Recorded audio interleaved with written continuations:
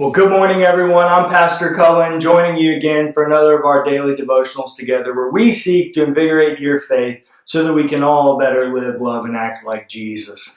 And I hope you're being enriched by this practice of witness this week, where we're looking at Psalm 26 for inspiration of the story that God wants us to tell for people that we come in contact with. And we're going to keep it rolling with verse 11 this morning. It says, "But as for me, I walk in my integrity. Redeem me and be gracious to me." We keep coming back to this idea of grace and forgiveness, but if you're anything like me, you're very much aware of the need for grace in your life. I constantly feel like I'm letting God down, like I'm not doing enough, like there's more to be done and I just can't do it.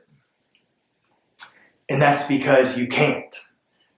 It's important to remember that there's grace. It's not that we should take advantage of grace, but there's grace because we can never measure up. The deeper and more intimately we get to know God and the God of where He's calling us, the more aware we become that we can't get there on our own. And that's why there's grace. Grace is there for filling in the gaps that we can't do on our own.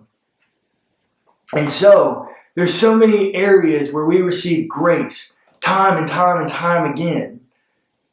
And it's important to tell those stories.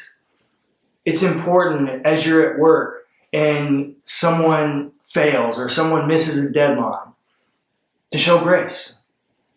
It's important to remember to be people of grace because we've been people who received grace. And so, as you go about your day to day, whether it's with your spouse or your kids or your employees, show grace. And when they ask, "Why are you being so understanding?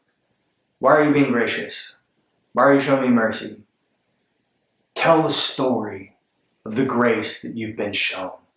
Very organic conversation because you've been shown grace and therefore you show grace.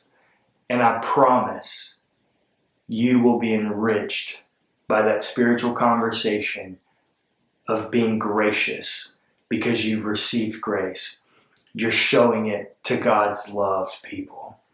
I hope that you're encouraged. I hope you reflect on your own memories of grace. I hope you show grace today and come back tomorrow ready to receive another story to go tell and be a witness for the person of Jesus.